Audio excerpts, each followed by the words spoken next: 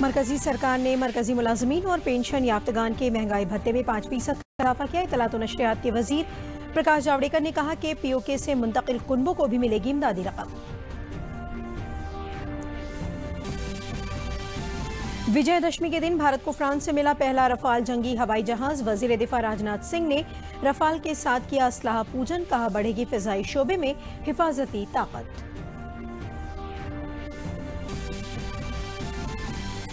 वाराणसी में नाटी इमली का मशहूर भरत मिलाप मेला हुआ इख्तिताम पजीर। राम और भरत की मुलाकात का मंजर देखकर अकीदतमंद हुए मुतासिर।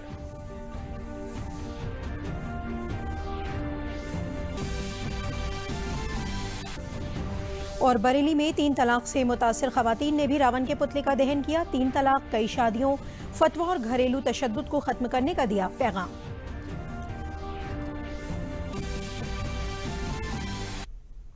आदाब, में हुदीबा हाशमी और अब खबरें तफसील से।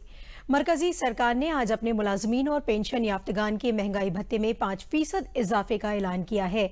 आज नई दिल्ली में वजीर आजम की सदारत में हुई मरकजी काबीना की मीटिंग में कई अहम फैसले किए गए। इत्तलात और नशरियात के मरकजी वजीर प्रकाश जावड़ेकर ने बताया कि महंगाई भत्ते में इजाफा 1 जुलाई 2019 से नाफिज हो गया है। मीटिंग के बाद मरकजी वजीर प्रकाश जावड़ेकर ने कहा कि बढ़े हुए महंगाई भत्ते की रकम जुलाई 2019 से दी जाएगी। सरकार के इस फैसले का फायदा 50 लाख मुलाजमीन और तकरीबन 65 लाख पेंशन याफ्तगान को मिलेगा। वहीं इससे सरकारी खजाने पर 16,000 करोड़ रुपए का फाजिल बोझ बढ़ सकता है।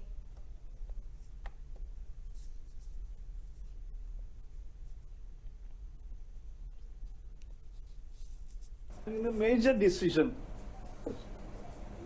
it has increased dearness allowance by 5% of central government employees and pensioners.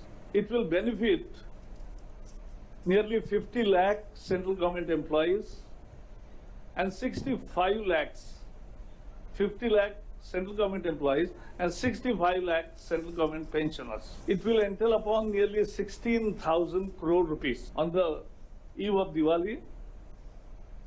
This will be paid from July 2019. Prakash Javadekar ने बताया कि कैबिनेट ने जम्मू कश्मीर के लिए तारीखी फैसला किया है। उन्होंने कहा कि पीओके से मुंतकिल हुए 5300 कुनबों को जो मुल्क के दूसरे हिस्सों में बस गए और फिर जम्मू कश्मीर में भी लौट गए, उन्हें 5.5 लाख रुपए की इक्तिसादी इमदाद दी जाएगी। जो प्रधानमंत्री जी ने 2016 में पैकेज घोषित किया था विस्थापितों को 5.5 लाख रुपए प्रति परिवार देने का, एक मुश्त एक दफा 5.5 लाख रुपए उनको सहायता राशि देनी थी और रिहैबिलिटेशन के लिए, तो उसमें ये 5,300 परिवार शामिल नहीं हुए थे क्योंकि उनका वो जम्मू कश्मीर से बाहर प्रदेशों में गए, इसलिए उनके नाम उस लिस्ट में नहीं आए थे। आज एक महत्वपूर्ण फैसले में इन सभी 5,300 डिस्प्लेस परिवारों को भी ये 5.5 लाख रुपए प्रति परिवार देने का एक ऐतिहासिक निर्णय हुआ। ये उनके साथ न्याय हुआ है। चीन के सदर शी जिनपिंग 11 अक्टूबर को 2 दिन के दौरे पर भारत पहुंचेंगे। वजीर आजम नरेंद्र मोदी के साथ चेन्नई में दोनों रहनुमाओं की मुलाकात होगी। दोनों आलमी रहनुमा 4 अलग अलग मीटिंगें करेंगे। इस दौरान वजीर आजम मोदी और चीन के सदर जिनपिंग समंदर के किनारे बने रिजॉर्ट में रहेंगे। दोनों रहनुमा महामल्लपुरम की 3 मशहूर यादगारों को देखेंगे और सकाफती प्रोग्राम में हिस्सा लेंगे। वजारत खारजा के मुताबिक चेन्नई में होने वाली छोटी बातचीत में वजीर आजम मोदी और सदर जिनपिंग कई अहम 2 फरीकी, इलाकाई और आलमी मौज़ूआत पर बातचीत को आगे बढ़ाएंगे।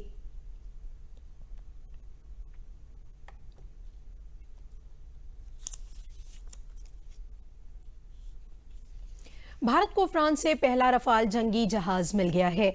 वजीर दिफा राजनाथ सिंह ने कल फ्रांस में बर्दो के मेरीनियाक में 10 ABN की पैदावारी यूनिट में एक तकरीब में इसे हासिल किया। कल विजयदशमी के मौके पर भारत को ये जंगी जहाज सौंपा गया। वजीर दिफा ने इस मौके पर असलहा पूजा की।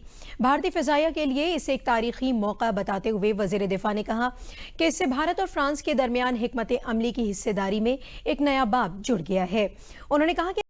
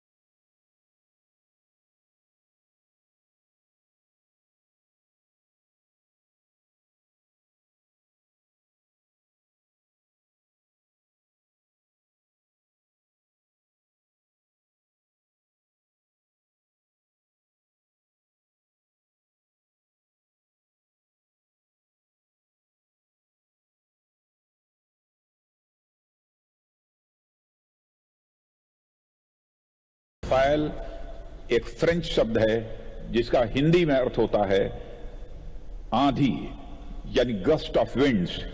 मुझे पूरी उम्मीद है कि यह अपने नाम को सार्थक करेगा। हमारी वायुसेना विश्व की चौथी सबसे बड़ी वायुसेना है।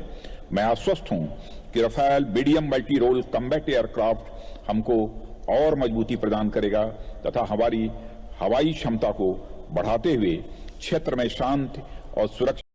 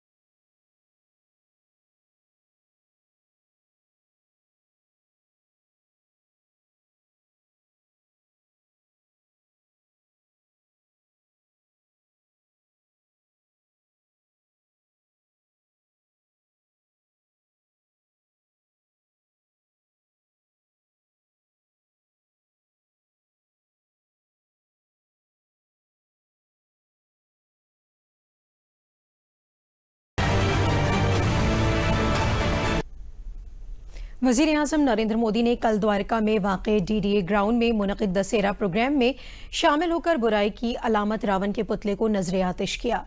अच्छाई की बुराई पर जीत के इस त्यौहार के मौके पर वजीर आजम मोदी ने मुल्क की आवाम से अपील करते हुए कहा कि वो भी अपने अंदर के रावण को खत्म करें, तभी इस त्यौहार को सही मानों में मनाया जा सकता है। उन्होंने खवातीन को इज्जत बख्शने और सिंगल यूज प्लास्टिक को पूरे तौर पर तर्क करने की अपील की। उन्होंने दिवाली के मौके पर लक्ष्मी के रूप में बेटियों की इज्जत अफजाई करने की मुल्क के बाशिंदों से अपील की।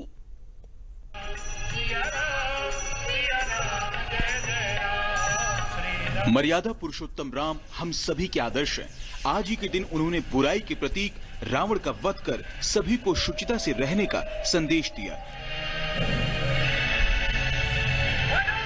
यही शुचिता प्रधानमंत्री नरेंद्र मोदी की शासन व्यवस्थाओं में भी देखने को मिलती है, जो आज दशहरा के मौके पर दिल्ली के एक रामलीला मैदान में मौजूद रहे।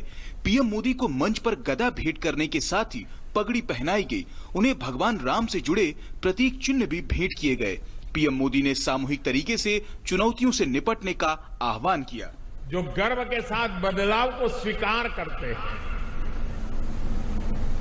हम चुनौतियों के साथ चुनौती देने वाले भी हैं और आवश्यकता के अनुसार अपने आप को बदलने वाले भी लोग हैं। समय रहते परिवर्तन लाना, और इसी का कारण है जब कोई कहता है कि हस्ती मिटती नहीं हमारी, क्यों नहीं मिटती, उसका कारण यही है। प्रधानमंत्री नरेंद्र मोदी ने भगवान राम, लक्ष्मण और माता सीता का विधिवत पूजन किया। उन्होंने दीपावली के मौके पर लक्ष्मी के रूप में बेटियों का सम्मान करने की भी देशवासियों से अपील की। हमारे गांव में, हमारे मोहल्ले में, हमारे वार्ड में, हमारे शहर में इस दिवाली पर जिन बेटियों ने अपने जीवन में कुछ हासिल किया है, अचीव किया है, जो बेटियां दूसरों को प्रेरणा दे सकती हैं, हमने सामूहिक कार्यक्रम करके उन बेटियों को सम्मानित करना चाहिए। वो ही हमारा लक्ष्मी पूजन होनी चाहिए, वो ही हमारे देश की लक्ष्मी होती है। प्रधानमंत्री नरेंद्र मोदी ने वायुसेना के स्थापना दिवस पर बधाई दी। और जब भगवान हनुमान को याद करते हैं, तब विशेष रूप से आइए हम वायुसेना को भी याद करें और हमारे वायुसेना के सभी हमारे जाबाज जवानों को भी याद करें। प्रधानमंत्री नरेंद्र मोदी ने रामलीला मंचन का भी आनंद लिया। उन्होंने प्रतीकात्मक रूप से बाण चलाकर रावण के पुतले का दहन किया।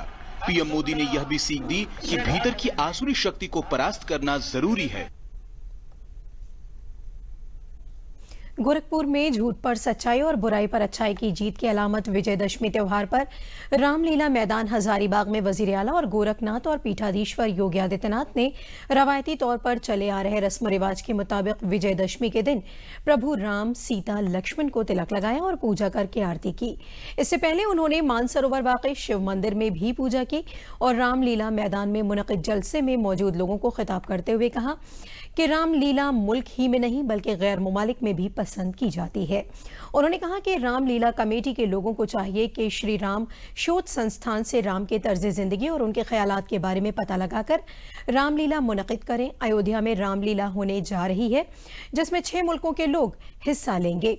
इंडोनेशिया में राम को लोग अपना पूर्वज मानते हैं और पूजा भी करते हैं। यही हाल थाईलैंड समेत कई ममालिक का है।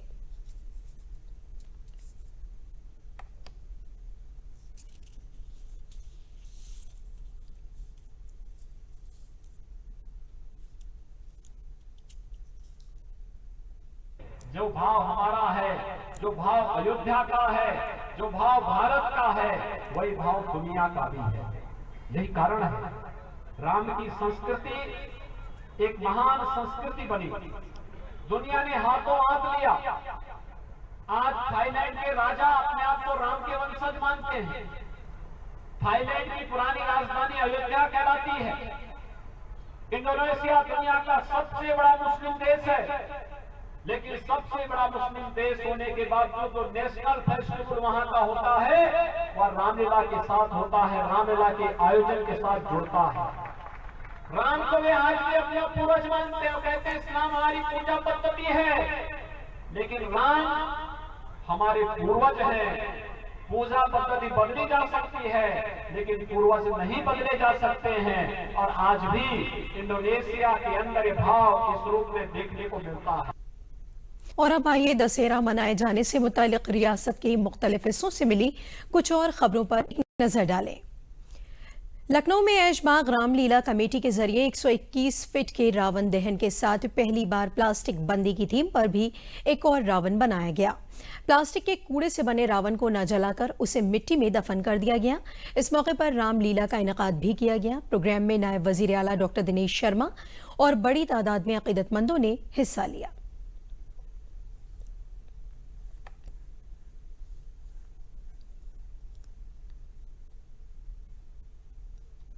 लखनऊ में एक दीगर प्रोग्राम में सकाफती शाम और रावण दहन का प्रोग्राम मुनक़िद किया गया, जिसमें नायब वजीर आला दिनेश शर्मा और वजीर स्वाति सिंह ने हिस्सा लिया।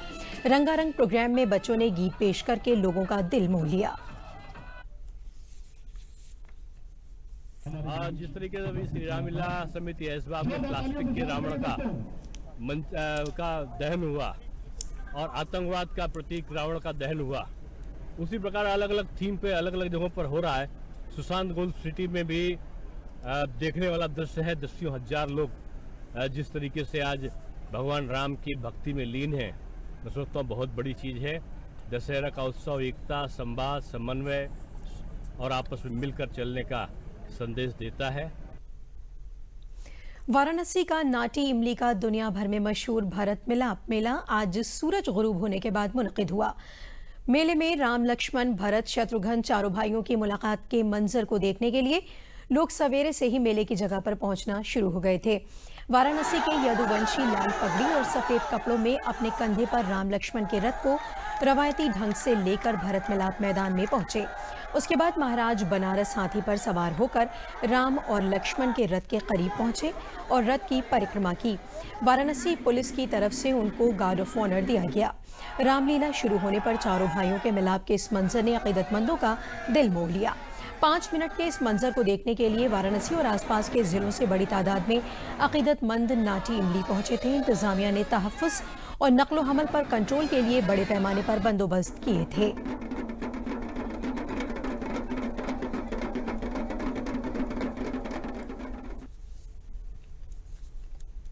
बरेली में बुराई पर अच्छाई की जीत का त्यौहार दशहरे पर 3 तलाक से मुतासिर खवातीन ने रावण दहन किया।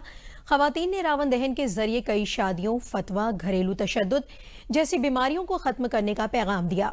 बरेली में अयूब खान चौराहे पर तलाक से मुतासिर खवातीन ने रावण का पुतला जलाया।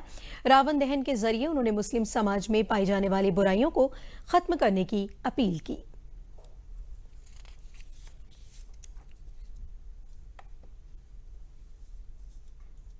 रावण जो है ये एक बुराई का प्रतीक है। ये जितनी भी बुराइयां हैं 10 चेहरों में हमने 10 कुरीतियों को रखा है ताकि हम 10 कुरीतियों को खत्म कर सके और इसका दहन करके इन कुरीतियों को जड़ से मिटाने में सक्षम रहें। तो इन सब पे एक सख्त कानून बनना चाहिए ताकि महिलाओं पे किसी तरह का कोई उत्पीड़न नहीं हो, महिलाएं भी अपना सर उठा के समाज में जी सके, क्योंकि महिला को पुरुष के बराबर अधिकार दिए गए हैं।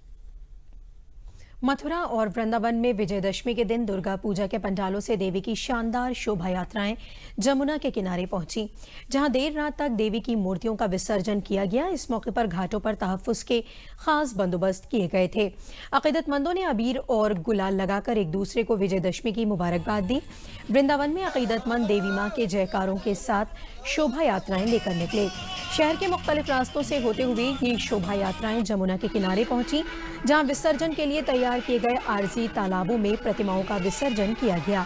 देवी मंदिरों में 56 भोग का इनेकाद किया गया। मथुरा में भी अकीदतमंदों ने बैंडबाजी और ढोल नगाड़े के साथ देवी प्रतिमाओं की शोभा यात्राएं निकालते हुए जमुना के किनारे आरजी तालाबों में मूर्तियों का विसर्जन किया। देखिए, जैसा कि जानते हैं कि जो मूर्तियों का विसर्जन होगा वो एक तालाब बना करके जल भर के उसमें किया जाएगा। नगर निगम के लोग उसको जल भर रहे हैं, कल भी भरा था। हम लोगों ने स्थल निरीक्षण किया हमारे एसएसपी साहब ने, ताकि जो कल परसों में और आज भी हो सकता है 2-4 मूर्तियां आए, उन मूर्तियों का सम्यक रूप से विसर्जन हो सके, उसी के बाबत हम लोगों ने निरीक्षण किया। कार्यक्रम ये है कि यहाँ से वसंत चौथरे से लोई बिहार की प्राचीन देवी 211 वर्ष पुरानी देवी आज गंगा ये विजयदशमी के उपलक्ष्य में यहाँ करीब 9 दिन से उत्सव चल रहा है। और आज जो है यहाँ से भ्रमण करती हुई रंगनाथ मंदिर, चंगवी चौराया, गोपीनाथ बाजार से होती हुई केशी घाट पर मां का विसर्जन होगा। हरदोई में गुज़िश्ता 40 बरसों से दशहरे के त्यौहार पर रावण दहन और रामलीला का इनेकाद नहीं होता था। कहा जाता है कि हरदोई का नाम बिगड़कर हरिद्रोही हो गया था, जिसकी वजह से यहां पर दशहरे के त्यौहार पर रामलीला और रावण दहन का इनेकाद कई बरसों से बंद था। हरदोई के जिला मजिस्ट्रेट पुलकित खरे ने अवामी ताउन से इस रस्म को तोड़ते हुए झूठ पर सच्चाई की जीत के जज्बे के तहत दशहरे के त्यौहार पर इस साल रामलीला और रावण दहन के इनेकाद की शुरुआत कराई। वजीर आला ने भी जिला मजिस्ट्रेट की इस कोशिश को सराहा है। इस बार हरदोई में रामलीला को देखने के लिए बड़ी भीड़ उमड़ पड़ी।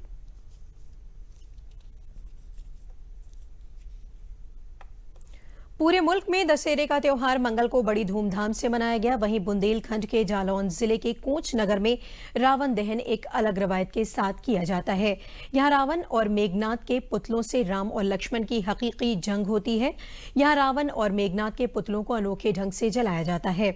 यहाँ पर रावण और मेघनाथ के 40-40 फुट ऊंचे पुतलों को बड़े बड़े पहियों वाले रथ में रख दिया जाता है। जब राम और रावण की जंग होती है तो उन पुतलों को रस्सियों की मदद से पूरे मैदान में दौड़ाया जाता है।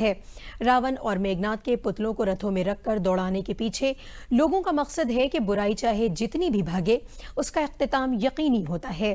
कोंच के इस अनोखे रावण दहन को देखने के लिए अदाकारा सुष्मिता मुखर्जी भी कोंच पहुंची।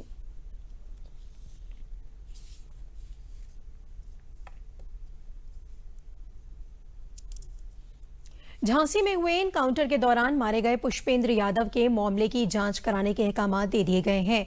लखनऊ में आज इस बारे में जानकारी देते हुए ADG LO PV Rama Shastri ने बताया कि वाकये की जांच की जा रही है। साथ ही एडीएम इंतजामिया की क़यादत में एक दूसरी जांच कराई जा रही है। गौरतलब है कि एनकाउंटर में मारे गए पुष्पेंद्र यादव पर पुलिस की बाइक चुराने का इल्जाम था। एडिशनल डायरेक्टर जनरल नज़्म नसक ने बताया कि पुष्पेंद्र यादव पर पहले से ही 5 मुकदमे दर्ज थे। उन्होंने बताया कि मुतवफ़्फ़ी के पोस्टमार्टम के बाद लाश को उनके कुनबे वालों के जरिए लेने से इनकार किए जाने के बाद पुलिस ने मजहबी रस्म व रिवाज के साथ उसके आखिरी रसूम अदा कर दिए। देखिए, पोस्टमार्टम की जहाँ तक प्रश्न है, पोस्टमार्टम भी विवेचना का भाग है फर्स्टली, और सेकेंडली तो जब एक ओर से कह रहे हैं कि पुलिस का मोटिवेट है, तो इसमें तो डेफिनेटली इंजुरीज का आप अंदाजा लगा सकते हैं। वो अपना बयान देने के लिए अधिकृत है, वो अपना सार्वजनिक रूप से अपना एक बयान दिया है, उस पर अवश्य वेरीफाई किया जाएगा। देखिए, जो भी वेरीफाइबल फैक्ट्स होते हैं, all verifiable facts can be easily verified during investigation, जो कोई बहुत ज्यादा कठिन काम नहीं है। मुरादाबाद के रहने वाली सुषमा कश्यप जिले के गांव में गुज़िश्ता 4 साल से नशे से निजात की मुहिम चला रही हैं।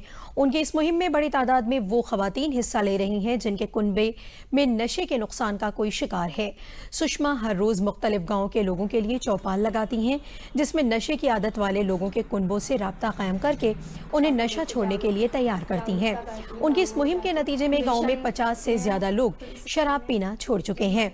सुषमा के नशे के आदी चचा की बेवक्त मौत ने उनको समाज के लिए कुछ करने का जज्बा दिया। अब उनका मकसद नशे से पाक समाज की तामीर करना है। करने लगते हैं कि उसका बच्चा तो वहाँ पढ़ा है, उसका बाप वहाँ पढ़ा है, तो ऐसे ना सुन के अपने बच्चे को अच्छे संस्कार दें और शराब से जितना हो सके उतना दूर ही दूर रहे। इनका जो काम है सुषमा जी का बहुत ही सुंदर काम है और बहुत ही अच्छा जो अभियान चला रही है ये नशा मुक्ति का। इससे समाज में जो बहुत ही ज़्यादा परेशानी नशे से बढ़ रही है। हर घर में बहुत, हमारे गांव में तो साहब इतनी परेशानी है कि लोग सुबह से दारू पीने लगते हैं और जब से जो गांव में हमारी हट्टी खुली है तब से तो और ज़्यादा दारू की मुहिम ज़्यादा चल रही है। ये बता रही हैं कि अपने घर की लड़कियों को, बच्चों को जो अपने माँ बाप को समझाना चाहिए, उन्हें आगे बढ़ के जो अपने माँ बाप के लिए दारू छोड़ने के लिए प्रेरित करना चाहिए। और इनकी जो मुहिम है बहुत ही अच्छी मुहिम है।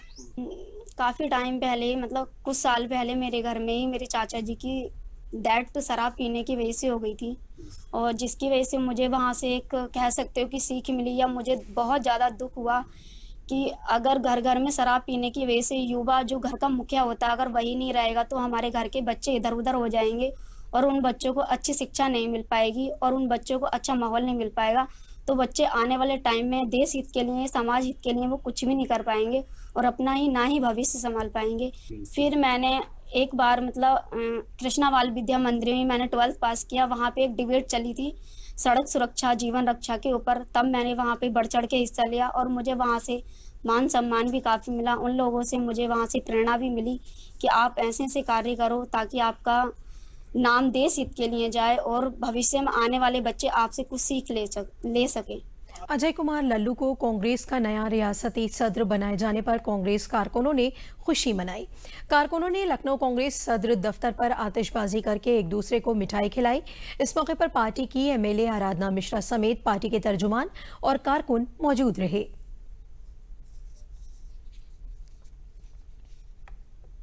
टीम प्रियंका है और मैं स्वागत करना चाहती हूँ प्रियंका जी के जो निर्णय हुए हैं।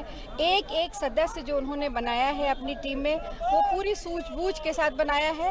खासकर अजय कुमार लल्लू जी जो हमारे अभी तक सीएलपी लीडर थे, अब उनको प्रदेश की बागडोर संभाली गई है। मुझे पूरा विश्वास है वो ज़मीन से जुड़े हुए संगठन के व्यक्ति हैं। बहुत आंदोलन किया है उन्होंने और जनता की बात उन्होंने जन जन तक पहुंचाई है। तो मुझे पूरा भरोसा है, पूरा विश्वास है कि उनके नेतृत्व में उत्तर प्रदेश में कांग्रेस का संगठन भी मजबूत होगा और संघर्ष भी मजबूती से होगा। अलीगढ़ में इगलास में आज भारतीय जनता पार्टी के रियासती सदर स्वतंत्र देव सिंह पार्टी दफ्तर पर मुनक़िद बूथ कॉन्फ्रेंस में शामिल हुए। कॉन्फ्रेंस में उन्होंने कारकुनों को खिताब करते हुए कहा कि सरकार की स्कीमें आखिरी शख्स तक पहुंचनी चाहिए, इसके लिए वो हर मुमकिन कोशिश करें। भारतीय जनता पार्टी के रियासती सदर ने कारकुनों के जरिए किए गए कामों का जायजा भी लिया। उन्होंने इससे पहले सहाफ़ियों से बातचीत में इगलास सीट के ज़िमनी इंतखाब में जीत का दावा भी किया। माननीय मोदी जी, योगी जी के विकास के कारण वह हम लोग एक तरफा जीते। यह भी 11 उपचुनाव विकास के नाम पर हम जीतेंगे। गरीबों का सम्मान कैसे बढ़ाया जाता है, उनको सम्मान मिले, भरपेट भोजन मिले, रहने को छत मिले और समाज में भी प्रतिष्ठा मिले। इसलिए देश का जनसेवक प्रधानमंत्री भाई नरेंद्र मोदी ने वह स्वच्छता कर्मचारियों के पैर धोने का किसी ने काम किया तो देश का एक पहला प्रधानमंत्री। वाराणसी में 11 से 14 अक्टूबर तक होने वाले इंडिया कारपेट एक्सपो की तैयारियां कालीन नगरी भदोई में जारी हैं। भदोई के रंग बिरंगे और खूबसूरत कालीन बनाने के लिए दुनिया भर में शोहरत है। कालीन की सनत से हर साल 10,000 करोड़ रुपए से ज्यादा की बरामदात होती है, जिसमें अकेले भदोई इलाके का हिस्सा 50% से ज्यादा है। कारपेट एक्सपोर्ट प्रमोशन काउंसिल के मुताबिक इस एक्सपो में सबसे ज्यादा 57 खरीदार अमरीका से आ रहे हैं। इसके बाद चीन से 36, ऑस्ट्रेलिया से 18, जर्मनी से 20, टर्की से 18, रूस से 15, इटली से 10 और स्पेन से 13 खरीदारों समेत 342 गैर मुल्की खरीदारों ने अपना रजिस्ट्रेशन कराया है।